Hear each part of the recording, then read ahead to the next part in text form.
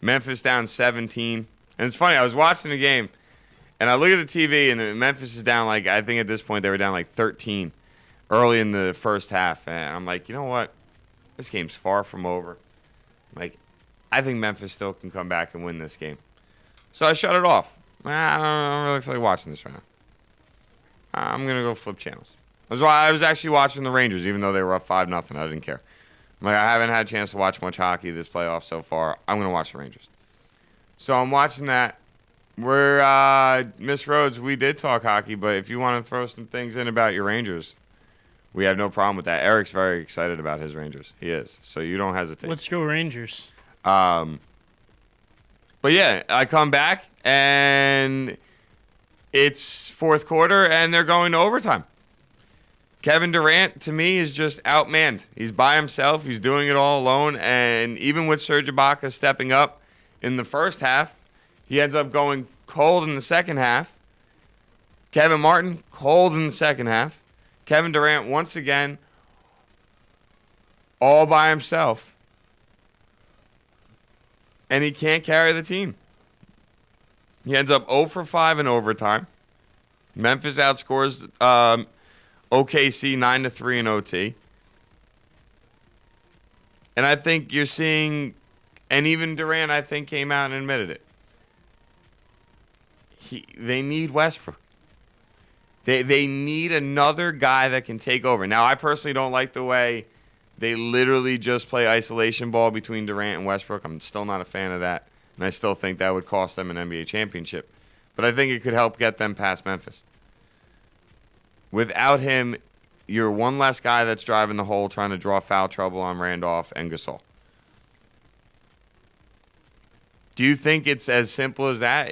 Or do you think there's more to or is there more Ibaka and Perkins aren't as good as we thought they were? Or Randolph and Gasol are better than we thought they were? Do you think there's more to it than just Durant can't do it alone? Or do you think it's really that simple to just sit here and look at this series and say, matchup-wise, Durant just can't do this by himself. He needs more guys around him, a.k.a. he needs a Russell Westbrook there to help him beat this Memphis team. He does, but every great championship team, even Jordan's, you need a Robin to the Batman. You need a sidekick almost. You need, if Durant's the A, he needs a B. And Russell Westbrook was that guy.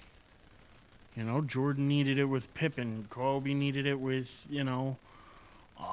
Shaq, and then with Gasol later on. You have to have somebody else you could play off of.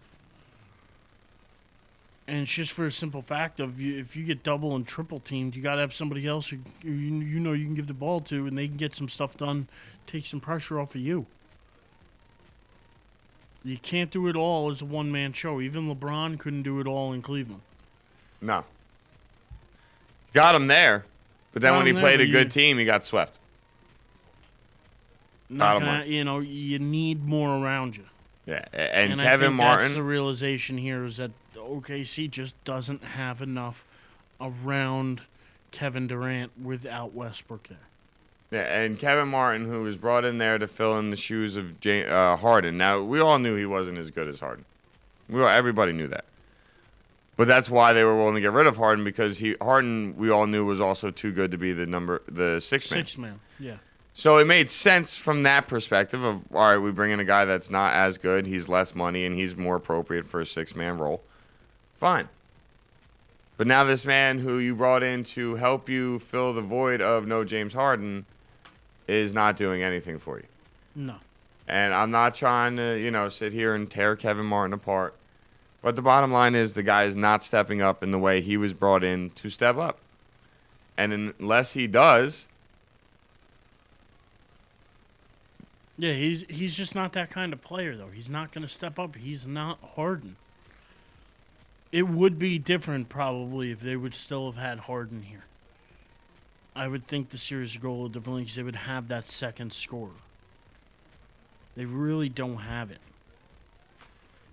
No, they don't. I mean, and like we said, you had Serge Ibaka finally step up, play pretty well in the first half. OKC builds a big lead. Makes sense. He goes cold in the second half. It's over. But yet they still had a chance at the end, and your seasoned veteran, which this is the part that blows my mind, Derek Fisher inbounds the ball and turns it over.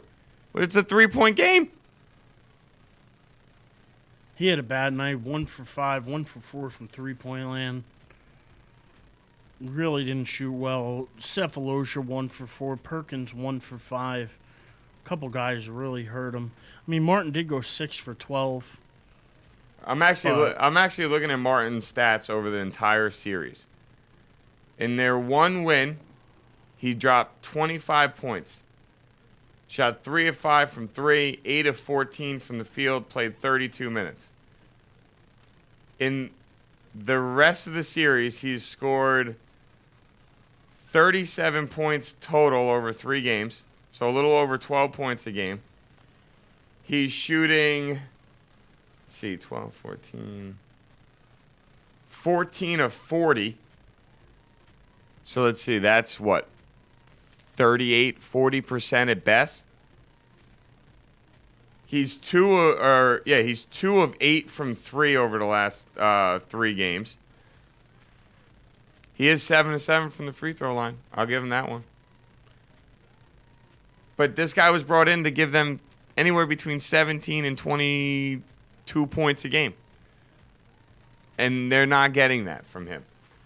And no. I'm not trying to blame him. I don't think it's anything like that. I just think that when you look at this, you're just like, dude, you were brought in to step up and you're not stepping up. Memphis plays a different style of game than OKC. And OKC really can't play their game without Westbrook there. I mean, really, all series long, it's been Gasol, Randolph, and Connolly. Gasol is playing like a monster. And so is Connolly. Connolly's played great all playoff long so far. Yeah, he outdueled Chris Paul. Yeah, he has been playing great basketball. 24 points last night, 5 assists. Doing what he's got to do. Zach Randolph, Gasol, each had 23. Gasol had 11 boards. Randolph had 12.